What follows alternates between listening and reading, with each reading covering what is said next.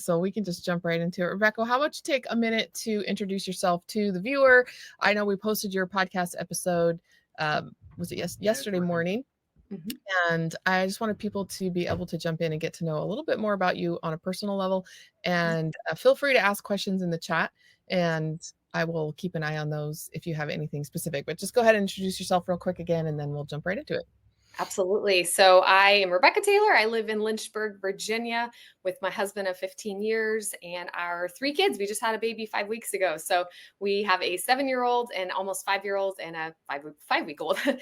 So I have been investing in real estate since 2012, bought our first rental, but really was in the tech world for about 10 years from 2010 to 2020, doing sales and marketing, and did real estate really on the side. And then in 2020, decided it was time to make a change. I was pretty burnt out in the tech world. And so my husband and I went on a sabbatical for 3 months, traveled around the country with the camper in tow. And that was kind of the moments where we decided things were going to change and we wanted more time freedom. And so decided to get into real estate full time, became a realtor and found the world of syndications and passive investing and been in that space since then. So I love it. I love helping investors get into the right deals that make this most sense for them and to be able to put their money to work in a very hands-off way. So they don't have to deal with toilets and tenants and trash, which I also deal with as well. And I know the pain of that. So getting to do real estate in a hands-off way, I think is really, really an awesome opportunity for people to be involved in. Yeah, thank you. You'd said a couple of things in the podcast that kind of intrigued me, and I wanted to take this opportunity to ask you a little bit more in-depth questions about it. So you did make the comment that you were a third generation investor. Now, most of us, like myself included, I didn't even know this kind of investing was a thing until I was older. And when I was younger, I heard things like, oh, we had to rent out our house because we were moving and we couldn't sell it. And then the tenants trashed it and then we couldn't move it. Just kind of complaining horror stories. So it Yeah. never really occurred to me to invest in real estate at all, not even in rental houses. And then, but you are coming this from a completely different background. So can you tell us a little bit more about what it was like growing up with real estate investing being a normal thing in your household and how that impacted you as a kid, and then kind of how you came back around to that as an adult? Yeah, yeah. So my grandmother was a realtor back in the, gosh, probably the 80s, 90s in Georgia. And so she was phenomenal at it, knew the ins and outs, did really, really well in that space, made a lot of money. And then my dad got into real estate as an investor in Montana in 2004. And so I was actually leaving for college at that point. So I didn't see the real estate as much at home until my a little bit older years, but life changed a lot from that point on. I think I mentioned it in the podcast, my dad was a pastor for almost 30 years. And so money was really tight and he was always trying different things. So I did see investing. He was investing in the stock market. I remember as like a 12-year-old trading penny stocks with my dad. So we were trying different things, but most of them really weren't successful, unfortunately. And he just didn't make a lot of money. And so money was always tight. And then he found real estate as I was heading off to college. He was trying to find a way to help provide for college and pay our bills and take care of all of us. And so he got into real estate and kind of worked through it. He tried a bunch of different things in the real estate space. He did flipping and long-term holds and eventually larger multifamily properties and build just a lot of different options of, short-term rentals. And so it was really cool to see him over the years grow into this position and make millions of dollars in real estate and really secure their future. They didn't have a ton of retirement from being in ministry. And so he eventually left ministry and he's still involved in their church and does some other aspects of that, but he's been able to really focus on real estate and do well. So it's been really cool to learn from him. We go to conferences together. That's like our number one conversation when we're together is real estate. And so it's been an awesome opportunity to learn from somebody that's, done literally almost everything in the real estate space, has well over 100 units and is, just doing really well. So that's been kind of my biggest area of learning is from him. And then I've surrounded myself with people and podcasts and books and seminars. Everything you can possibly get your hands on with real estate has been really helpful. So this is interesting to me. I just posted a video, I think it was last night, to my YouTube channel about how the misconceptions around passive income can lure people into the myths of it, can lure people into scams like that. Just small startup costs. We'll run your e-com store. Oh yeah, it's not working. We have this other program you can buy, and how the misunderstanding that things like flipping or wholesaling or whatever are going to be passive when they're really not. And so I'm interested to hear what was it that your dad finally discovered that moved the needle for him? Because you mentioned that he had been unsuccessful in some things before, Yeah. and can you just kinda talk to our investors a little bit because they get into this world of passive income with the world that we're preaching, right? Yeah. Because we're living in RV passive income. You have gotten a taste of this lifestyle yourself, Mhm. for not only through your dad's, experience secondhand, but also now all your own firsthand experiences. You're kinda discovering, like, okay, parts of this are a business Yeah. and parts and they are not passive.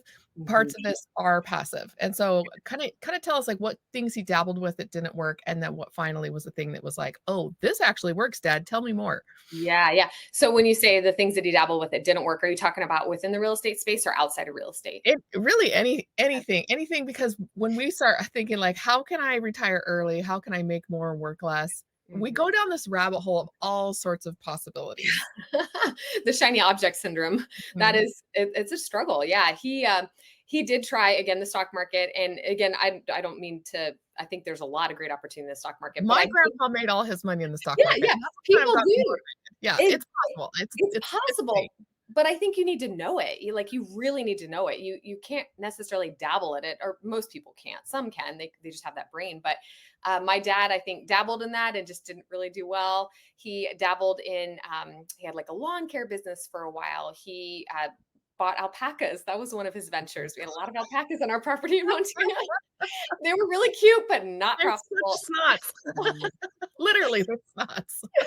This is so funny. I love my dad so much. He is amazing. Like he's such a driven individual. Like he will not give up. He will push, push, push, and try to figure out. Like he's a comes from a business background. He has a business degree. His dad was a very successful businessman in Georgia. Had a huge business that made a lot of money. So my dad saw that, and he tried some different things while he was also in ministry. But those things were they were just okay. They either didn't make money or they just didn't make much. Yeah. And so when he got Mhm, into real estate with I think he started with flipping and did a couple of houses that way and made some, bigger money than he had seen in the past. And then he was really smart about investing it into longer term rentals. And one thing he's always done really well is, he'll mhm, buy the property, own it for a couple of years, improve it. Then he refinances it, pulls the mhm. money out and goes and buys more. And then Yeah. he's 1031 and just stepped up and stepped up and stepped up. And so Mhm, he's done really well. He managed the properties for a long time and then realized, I don't have to do this. I can save a lot of time and focus more on things that are going to make more money. So he actually brought my brother on board, who was at the time living in Oregon. They moved back to Montana and took over all the property management. And my brother's done phenomenal. Like he's been able to grow that business, not just my dad's properties, but a lot of other properties in the area as well, and short-term rentals. And so, yeah, I think my dad, he's done a lot. One thing he's done is he's bought an old historic hotel in downtown Helena, Montana, and it's got I think 35 units and it has a ballroom on top and a bunch of commercial space on the bottom. And it's been really cool to see what he's done with that space and how he's improved it and increased the NOI. And so I really enjoyed getting to see him and his successes. He's bought here in Lynchburg, Virginia now. I helped him as a realtor find a property. He's got another couple properties under contract here. And so yeah, he's just always looking at how can I continue to grow our assets and our passive income. nice. Okay, so before I get into, like, your journey into syndication, I wanna ask you one more question. I have a partner who was raised in a wealthy, influential family. Mhm, Like, when I met him, I didn't know he was part of this family, but I'd heard of the family, if that makes sense. mhm, And I asked him one time when I finally figured out, like, who he was related to. It was just like, "Wait a second, what was it like to be raised in a family like that?" And on the one hand, he had some pretty sad stories about how money can change people and how it can cause a lot of pain. But on the other hand, he said something that really struck me, and maybe you can relate to this a little bit and share your thoughts on it. He mhm, said, when I was growing up, I never had to wonder if I deserved it. I never had to worry if I could do it. I knew that it would happen if I was just willing to do the learning and do the work. I yeah, never had any doubts that it would happen and yeah, that I would deserve every dime of it mhm, because he was surrounded by people who went out and made it happen repeatedly. And yeah, so, did you have that feeling when you first started diving into maybe syndication, something that other people in your family and maybe your circle had not done, that you mhm. felt that confidence, like, "Hey, I know that I can make this work," or did that make a difference in the amount of doubt and imposter syndrome that you had? Yeah, I think it definitely helped not feel like an imposter because I had that background, that history. The one area that my dad hasn't really been a part of in the real estate space is syndications. So Mhm. I kind of got into a different aspect of real estate than he had. And so we've had a lot of conversations because he's always like, well, why would you use other people's money to go buy properties? And I explain, and he's like, but you can do it all by yourself. He's very much like he likes to do things on his own, have full control. And so for him to not have full control, it's just totally different for him to see that. So, but I will say one thing my parents did an amazing job throughout my whole childhood and growing up is just always encouraging us to be the best that we could be, to work really hard. We were never given anything on a silver platter. Again, money was pretty tight growing up. And even now with him having, a lot more assets and Mhm. financial I mean, he's just doing really well. He still doesn't just like give things to us, like they'll, if I don't ever ask, but if I did ask, I think there would be a lot of conversation around how is this going to look and when would you pay me back or whatever. It's just Mhm. that he's very much of the mentality is you work for everything you have. You work hard for it. Mhm. You're not given things. And, someday I would assume that maybe I'll inherit a lot of what he's, or part of what he's made, but it's first going to go to my mom and she's amazing and great physical health. So she'll be alive till she's probably over 100. So I don't even think I'll really see much in my Mhm. days till I'm way older, if that. But for me, I think just getting to take advantage of his wealth of knowledge is one of the best things. Even if I'm not getting to profit from what he's doing, which I would never expect that, I just appreciate the knowledge that he shares with me in the ways that he encourages us and helps us believe in ourselves. And so that's a huge blessing, and something, again, growing up, he's always done is encouraged us to grow and read and invest ourselves, to never get lazy. And so I've never felt that way. And going into syndications, I knew I could learn it. I knew I could, if I was surrounded with the right people and putting myself in the right situations, and again, investing in all the different ways to do it, podcast, books, all that, then I could learn it. And so he's been a great advocate and encouraged us along the way. That's a lot different than the message I got when I started going down the syndication road of using other people's money. I think the quote was, "I hope she knows what she's doing because she's gonna go to jail."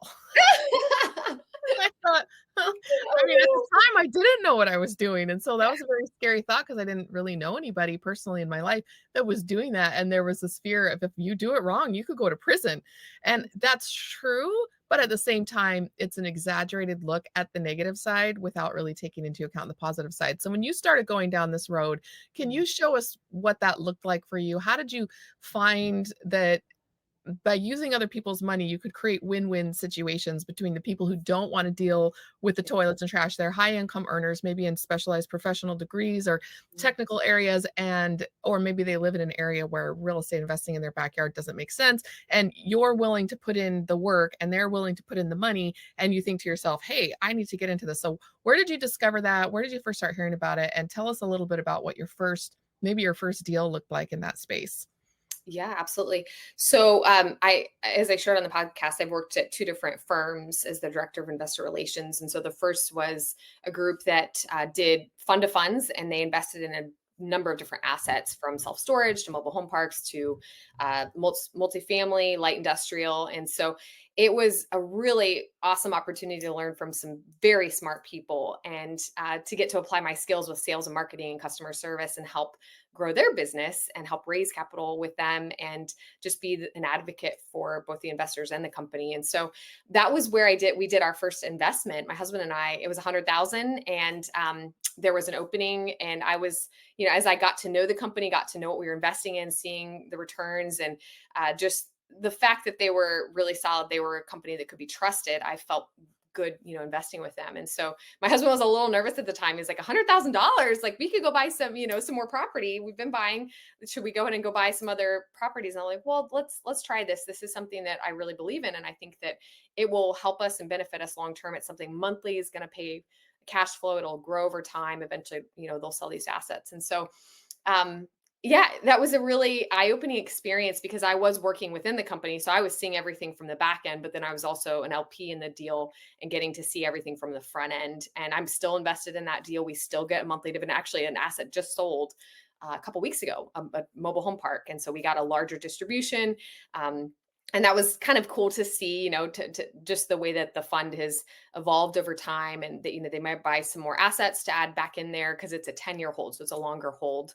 Some of the other deals we've done have been like 5-year holds, so they're not going to be around. We're not going to be holding on to those quite as long. But yeah, and then moving over to the second firm I was at, they were focused more on value add multifamily. So didn't do any mobile home parks, didn't do any self storage. It was just value add multifamily, singular assets. So we would just buy one property at a time, raise capital for that, partner with one operator on the ground, and together we would get the deal done. And so in that environment, I was working with a lot of doctors that were looking to place capital. They loved the idea of real estate, but they just, again, didn't have the time. They didn't have the mental space or the desire to get, to learn all that there was to learn with real estate. And so that was a really cool experience. And I loved getting to go visit the properties and see the different things that we were going to get to do to them to add the value, and then getting to communicate that back to the investors was really exciting. There's just a lot of things you can do. And sometimes really small things, it could be something so small, like adding a little half bathroom in the units can increase the rent by $200 a month, or adding a little washer and dryer and making a laundry space. I mean, there's just different ways that you can get creative with real estate. And when you get those off market deals that really pencil out, it's an awesome opportunity to add value and money to your investors. Yeah, it's one of those situations where I remember when I first started looking into the space, and I thought, oh, maybe I should get a job at a firm doing investor relations. But really what investor relations was salesperson, like capital raiser. And I was like, I had to bring my own book of business, and I had to be able to reach out to my wealthy network. And I started looking, I was like, I don't have a wealthy network. I don't know anybody. Even today, I'm not a great capital raiser because I either I don't feel comfortable making the ask. And so when you were doing investor relations, what kind of gave you that idea that you should go work in that space for a while? I didn't even really know that was a thing until I'd probably been doing this almost 2 years. Yeah. So I knew I loved real estate, and we had actually heard the guy that was that ran the company I was first at. We had heard him on Bigger Pockets years prior, just like I heard you. And so I had, I've been listening to Bigger Pockets for many years, knew a lot of the folks in the industry, or knew of them, and really respected them. And so when we heard about this opening, my husband and I, he was like, "Oh, that's really cool. You'd be working for the founder who's got a ton of real estate experience. Like, if you could learn from some of the best in the industry and get paid for it, like that's a win-win situation. You don't have to go pay for training." And like you and I talked about on the podcast, there's so many options out there for training, and you can pay a lot of money, literally like $15, $20, $30,000 to get trained on some of this. And not to say anything bad about it, they could be phenomenal training, but to have the flip where I'm getting paid and getting to use my skills and add value to them, but also learn in the process, was just a phenomenal opportunity for me. So I really loved that. And again, both firms were different. They had different ways of investing and what they're investing in, but it gave me a lot of experience and lessons, and then just the confidence to feel like I can do this, and I understand how this all works. The due diligence piece, I think, is just huge.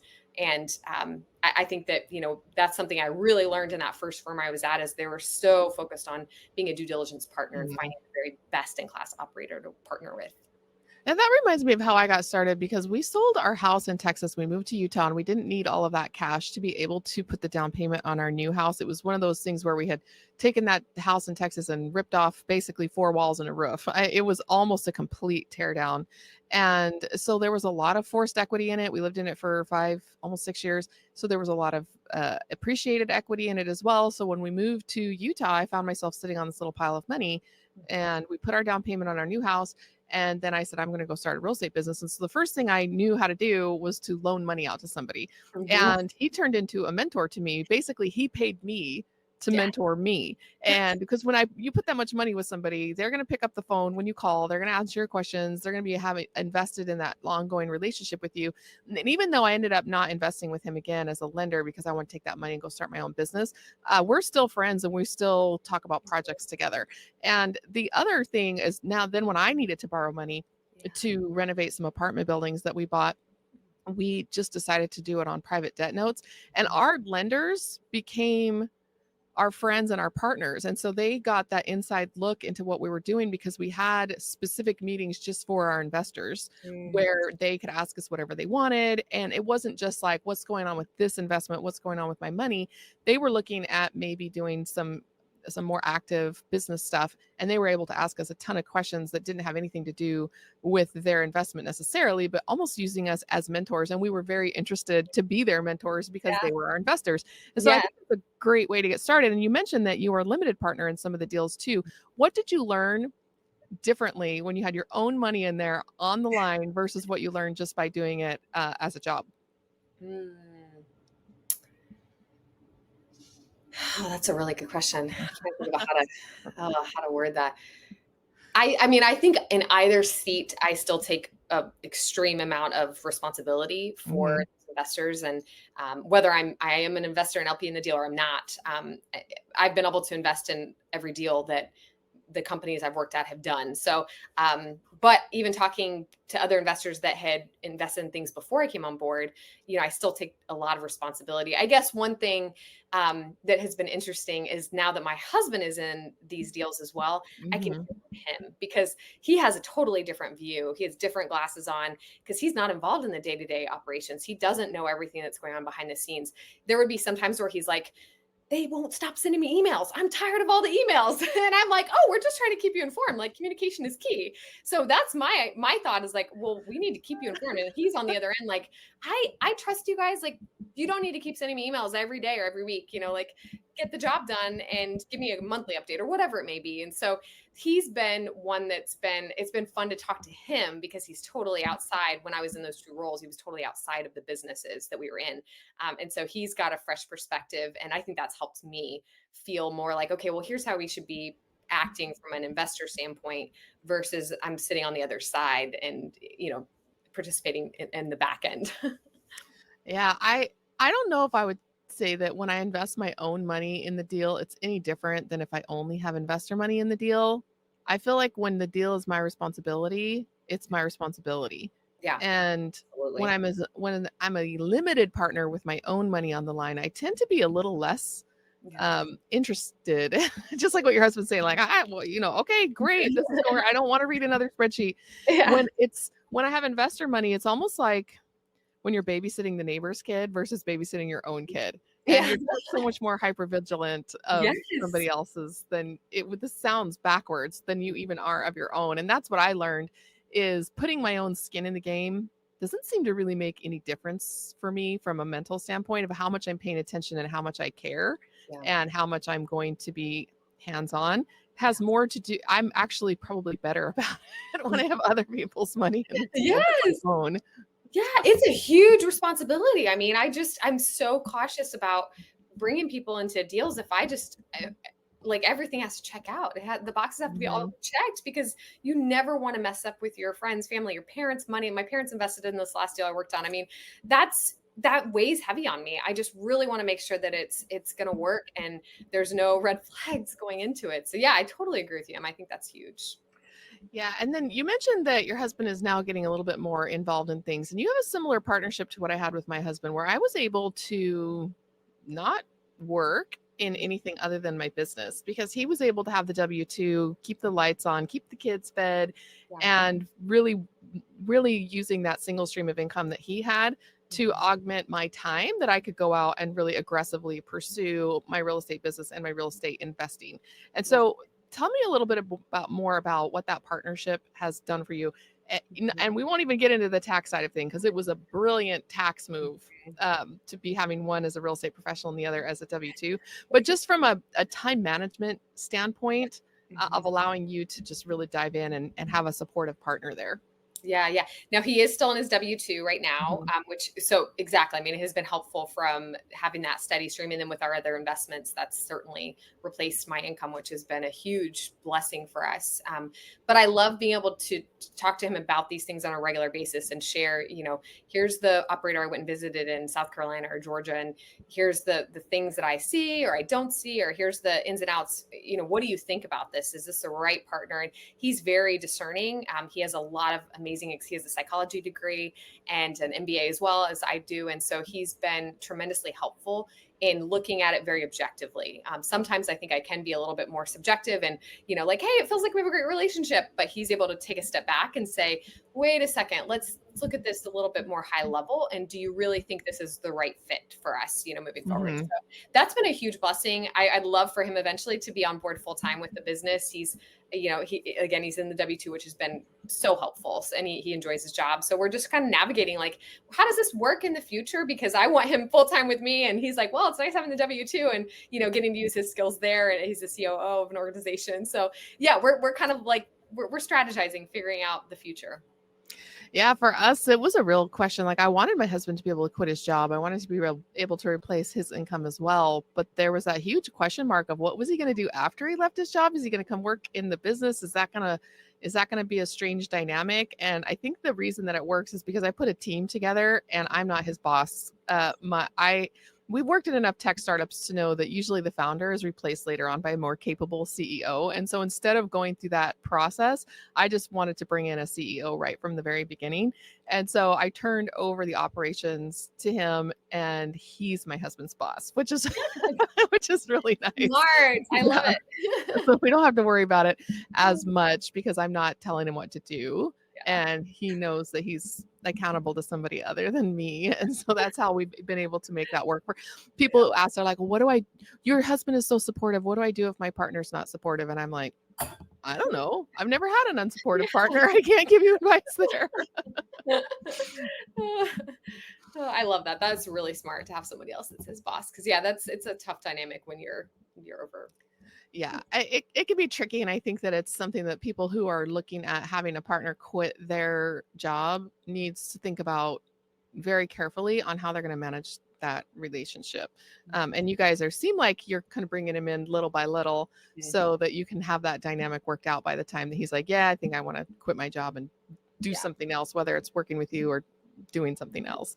Yeah. Um, And he's always been involved like locally with the properties we own, finding the properties. We've gone through the mhm, sourcing of deals, financing the deals. He's often been the one over fixing a toilet, like he's had to do some of that stuff. And more and more, we're trying to outsource that thing, mhm, that aspect of the business and hire a property manager. And so yeah. that's helped a lot. But he does know the behind the scenes of how to operate real estate in a smaller scale. And that's just Mhm, been really helpful for him to even see, hey, I don't want to do all this. I want to be more on the maybe looking for deals, dealing with, he's not as much on the investor front, but the operations, how can he help build the business internally, even building a team. He's really good at the culture and staff mhm. development. So that's something, the financial side of it, he's great at. So those are things I think in the future, I hope to pull him into. Yeah, and if you're looking at things from his operational standpoint, it could be something like maybe you're the CEO and he's the COO, but you're still not his boss because his bosses are the people who work for you. Like Mhm. Totally. we work for our people, they don't work for us. And so sometimes that helps to shift the dynamic a little bit there too. So, Love that. um before we wrap up, can you share with us a few of the things that you really wish more potential investors knew Mm, before they make that first welcome call, that first phone call? yeah. So a couple things I would say. I really value family, and I think other people out there that are looking to have family first, and even find a really happy medium for whether it be the mom or the dad that want to cut back at work and figure out a way to have more balance in their lives. Those are experiences and challenges that my husband and I have faced with young kids, and figuring out how to negotiate our life and our work and make it compatible to our time and what we need in this season. I would love to chat if there's folks listening that are just trying to figure out how to do it all, but also have a better work life balance and be more present for their families. And so that's something I'm really passionate about, is helping moms, it could be dads too, that want to maybe be home more but still have a passion for working, or want to get into real estate but don't want to be a landlord. And so that's, I think, one thing I'm happy to talk to folks about.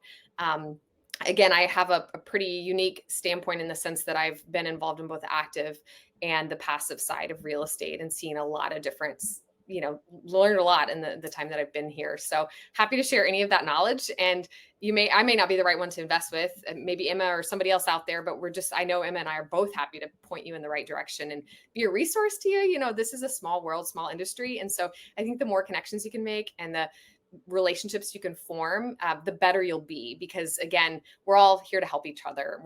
I'm not looking to make $2 million tomorrow. Like that'd be great, but that's not my focus. My focus is on how can I better the world and help more people have time freedom. And so that's really my passion. And if I can help along the way and help, I'd love to be that resource. And I know Emma would be too.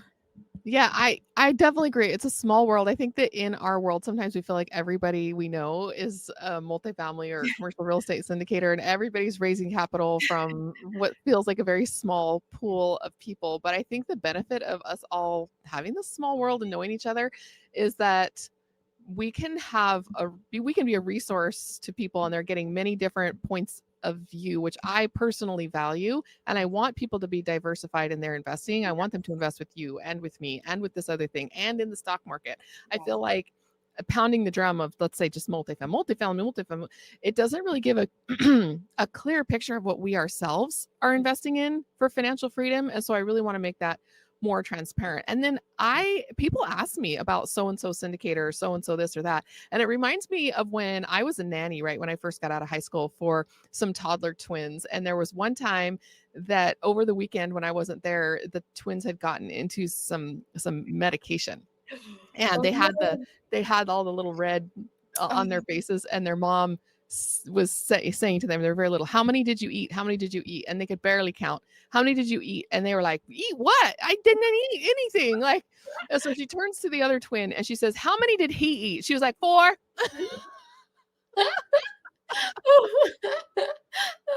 Four.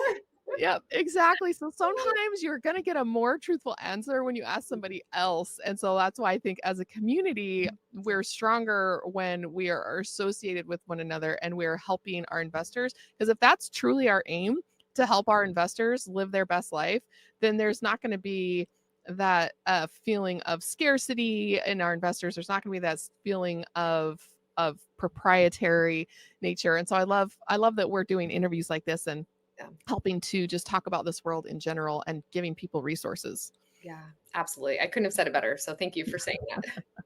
All right. Thanks so much for coming and joining us today, Rebekah. Be sure to check out the podcast. We've got it on iTunes, Spotify, and on YouTube. It's called The Passive Income Adventures. And Rebekah's episode dropped yesterday. So go check that out on any of the platforms that you enjoy listening to that too. And reach out to me at partnerwithrise.com if you want to find out our investments that we have right now for accredited investors. And Rebekah, how can people get a hold of you and find out what you have available right now? Yeah, so my website is tailored, which is my last name, Taylord, investments.co. You can find information there. I have a Calendly link on my website if you'd like to connect and schedule some time with me. I'd love to connect. Again, I have a 5-week-old, so if I'm a little tired during our meeting, don't worry. I have lots of coffee on hand, and we're doing great. Actually, it's been an amazing transition with this little baby. So my That's website nice to or hear. LinkedIn. Yeah. That's good to hear. Yeah. I like I said when I was interviewing, when I was posting the thing, I was like, I wish I could go back in time and grow up to be you, because I would have been when by the time you're my age, your story is going to be very different than my story, because when my kids were babies, I think that I was just stuck in that phase and not really thinking ahead, because I almost had given up at that point. Does that make sense? I'd almost felt like, this is life and this is how it's going to be. And I really admire that you have kept after it. You're building a life for yourself and for your very young children. When my kids didn't get that benefit, like you, when they were older. So yeah, your story about your dad really makes me feel better, because my kids are in college and they're going to be able to benefit from my journey right now. They don't have to be little, but Yeah. yeah. It's fun. It's fun to teach them early. We've had our kids out at our properties pulling weeds. We hire them. I yesterday was looking at a property with my 5-week-old Yeah. strapped to my chest, and I'm like, this is good for you to learn. You can learn early, but you are still young, Emma. Do not say that you are so young. So you're doing Yeah. amazing. A lot of years. And so I appreciate you sharing your story, inspiring our listeners, but inspiring me. I get a lot out of these interactions myself, because we're always able to ask the questions that we're really curious about. And I appreciate you spending the time to go on the podcast and spend the time to talk to people on LinkedIn. So I appreciate everything that you're doing and wish you the best of luck, and congratulations on your new baby. Yes, thank you so much. Appreciate the time, Emma. Good to see All you. right. We'll talk to you soon. Bye. Be sure to reach out as we're ending the stream. right now. Go schedule a welcome call.